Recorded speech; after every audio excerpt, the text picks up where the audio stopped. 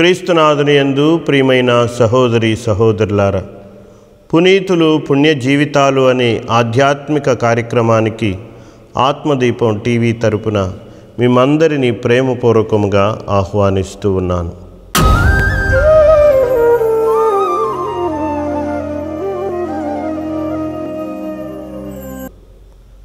ప్రతి సంవత్సరము డిసెంబర్ నెల 13వ తారీఖును మన తల్లి తిరుసభ పునీత లూసియమ్మ గారి పండుగగా ఘనము అయినటువంటి రీతిలో కొనియాడుతూ ఉన్నది.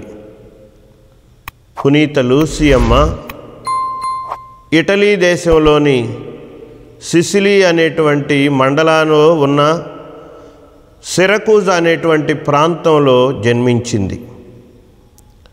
ఒక కన్య దేవుని కోసం తన జీవితాన్ని అంకితం చేసుకొని, నా జీవితం మొత్తం దేవునికే అంకితం అని చెప్పి ఆమె దానిని పరిరక్షించుకొనడానికి తన యొక్క దైవాంకిత జీవితంలో, పవిత్ర జీవితంలో ఏలాంటి ఆటంకం వచ్చినా దానిని ఎదుర్కొనడానికి ఆమె చివరికి మరణపు టంచుకు కూడా చేరి వేద సాక్షిగా నిష్కళంకమైనటువంటి జీవితాన్ని కలిగి ఈ పునీత లూసియమ్మ తన జీవితాన్ని ధన్యం చేసుకొని ఈరోజు తల్లి తిరుసభలో ఒక ప్రత్యేకమైనటువంటి రీతిలో గౌరవాన్ని పొందుతూ ఉన్నది. సాంప్రదాయాన్ని అనుసరించి ఈ లూసియమ్మ ఒక ఉన్నతమైనటువంటి సుసంపన్నమైనటువంటి కుటుంబంలో రోమీడైనటువంటి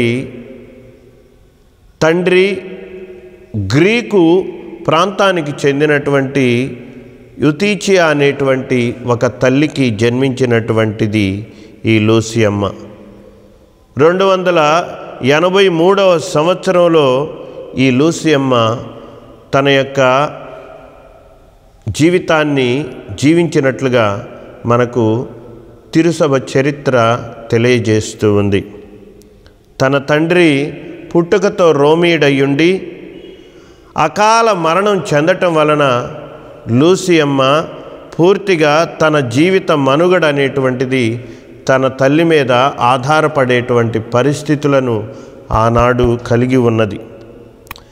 ఈ విధంగా ఈమె తన యొక్క జీవితమంతా, తన యొక్క మనుగడ, తన యొక్క బ్రతుకంతా తన తల్లి యొక్క సంపాదన మీదే ఆధారపడి ముందుకు సాగాల్సినటువంటి పరిస్థితులు వచ్చాయి. తనకంటే ముందుగా అనేక మంది వేద సాక్షులలాగా ఈ లూసియమ్మ కూడా తన కన్యత్వాన్ని దేవునికి మాత్రమే చెందాలి అని అంకితం చేసుకున్నటువంటి కన్య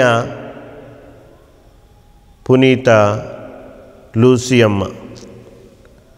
ఆ విధంగా ఈ లోక సంబంధమైనటువంటి అనేకమైనటువంటి సిరి సంపదలను, వస్తువులను, తనకు సంబంధించినటువంటి తన కుటుంబము ద్వారా వచ్చినటువంటివి, సంక్రమించినటువంటి వాటన్నింటిని కూడా ఆమె తన జీవితాన్ని దేవునికి అప్పగించి ఈ వస్తువులన్నీ, ఈ సంపదలన్నీ కూడా పేదవారి సేవకు వినియోగించింది.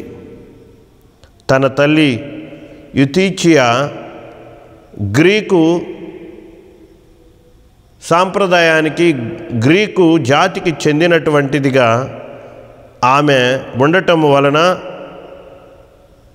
తన కుమార్తెను ఒక అయ్య చేతిలో పెట్టాలి అని, ఆ విధంగా తన బాధ్యతను నెరవేర్చుకొనాలి అని లూసియమ్మ గారికి వివాహం చేయాలనేటువంటి తలంపును తెచ్చుకొని ఆ విధంగా ఏర్పాట్లు చేస్తున్నటువంటి సమయంలో తన జీవితం ప్రభువుకు మాత్రమే అంకితం అనేటువంటి తలంపుతో ఉన్నటువంటి ఈ లూసియమ్మ ఆ తల్లి యొక్క ఆ ఉద్దేశాన్ని, ఆ తల్లి తీసుకువచ్చినటువంటి వివాహ ఏర్పాట్లన్నింటినీ కూడా తిరస్కరిస్తూ ఆ వివాహాన్ని వాయిదా వేసుకుంటూ వచ్చింది. దాదాపుగా 3 సంవత్సరాల కాలం పాటు.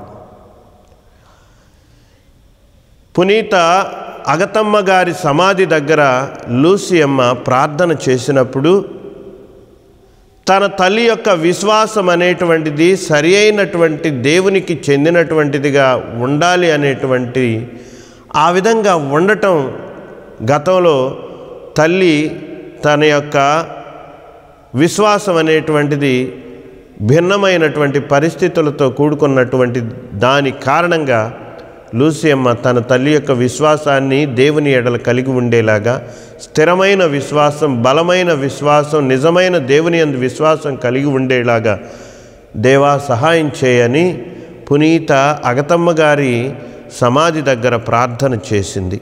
అలా ప్రార్థన చేయటం వలన దాని ఫలితంగా ప్రియమైనటువంటి సహోదరి సహోదరులారా, ఈ లూసియమ్మ గారి తల్లి దీర్ఘకాలికంగా బాధపడుతూ ఉన్నటువంటి రక్తస్రావ రోగం నుంచి ఆమెకు పూర్తి విడుదల దొరకటం వలన, స్వస్థత కలగటం వలన లూసియమ్మ గారి చిత్తానికి వ్యతిరేకంగా ఇక ఎంతమాత్రం పోకూడదు, తన కుమార్తె లూసియమ్మ ఇష్టానుసారంగానే ఆమె జీవితాన్ని ముందుకు నడిపించుకునేలాగా అనుమతి ఇవ్వాలి అని ఆమె ఒప్పుకొని ఆమెను స్వేచ్ఛాయుతంగా తాను ఎలా అనుకుంటుందో అలా జీవించమని చెప్పి ఈ లూసియమ్మ తల్లి తన కుమార్తె కోరికను అంగీకరించి ఆమెను దీవించింది. పునీత లూసియమ్మ గారు తనను వివాహం ఆడాలనుకుంటున్నటువంటి పెండ్లి కుమారుని యొక్క ఆ నిర్ణయాన్ని తిరస్కరించటం వలన లూసియమ్మ ఒక క్రైస్తవురాలుగా ఉండటం వలన ఆమెను ఖండించాడు. ఆమెను శిక్షించడానికి ఈ వ్యక్తి పాస్కాసియుస్ అనేటువంటి ఈ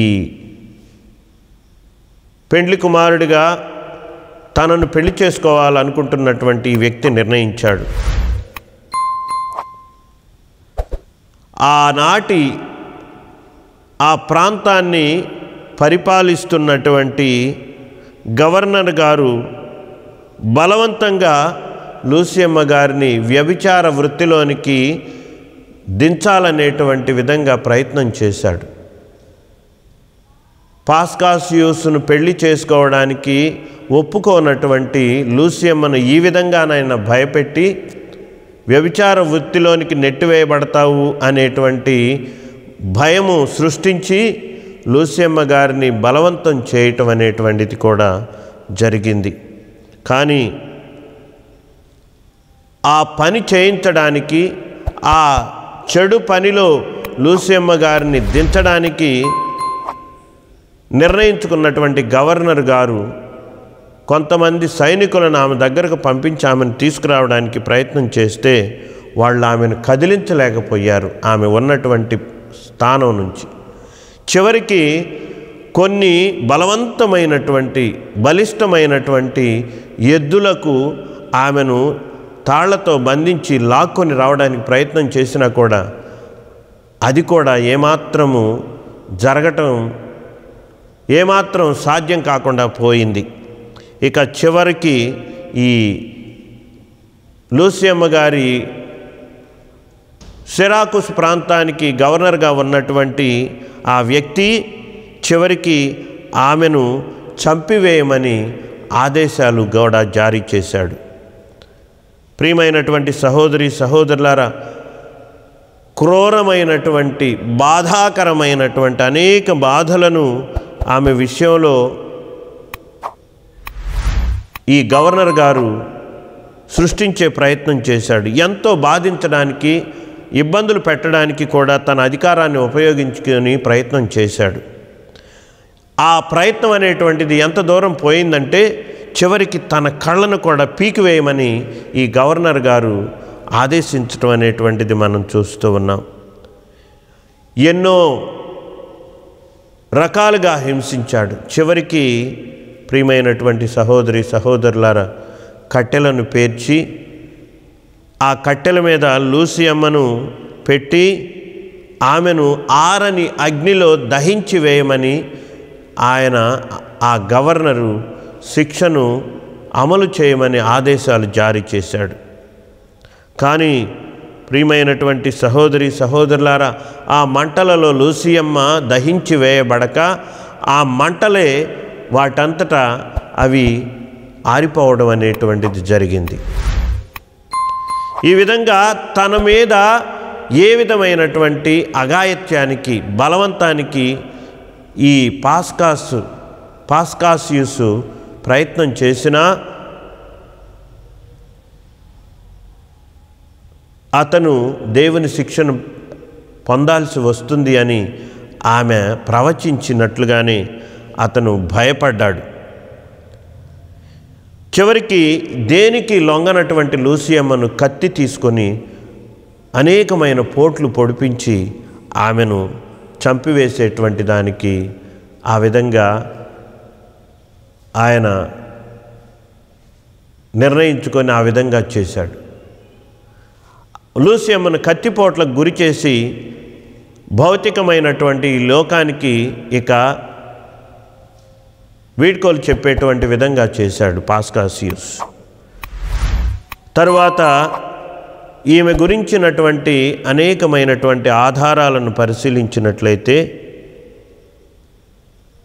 ఈ లూసియమ్మ గారు తన యొక్క అందానికి ముగ్ధులైనటువంటి వాళ్ళు, తనను కావాలని కోరుకునేటువంటి వారి నుంచి తనను తాను కాపాడుకొనడానికి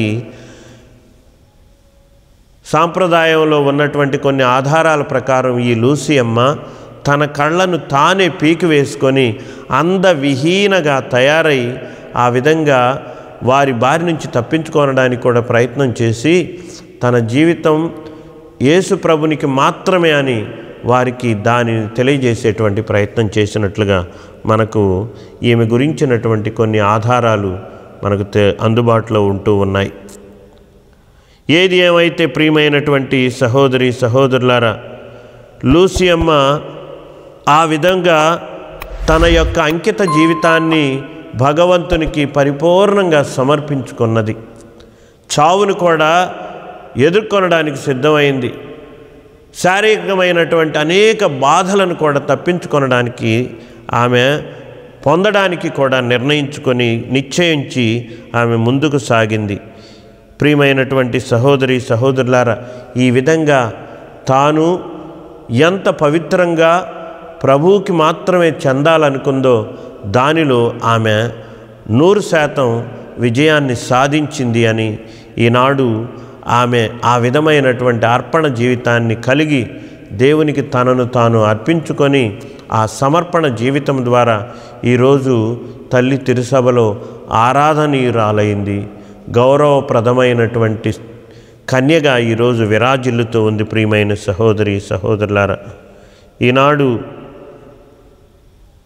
లూసియమ్మ అనేటువంటి ఆ పేరుకు ఉన్నటువంటి అర్థం వెలుగు అని, దీపము అని కూడా మనందరం గుర్తు చేసుకుంటూ, ఈ లూసియమ్మ ముఖ్యముగా రక్తస్రావంతో బాధపడేటువంటి వారికి,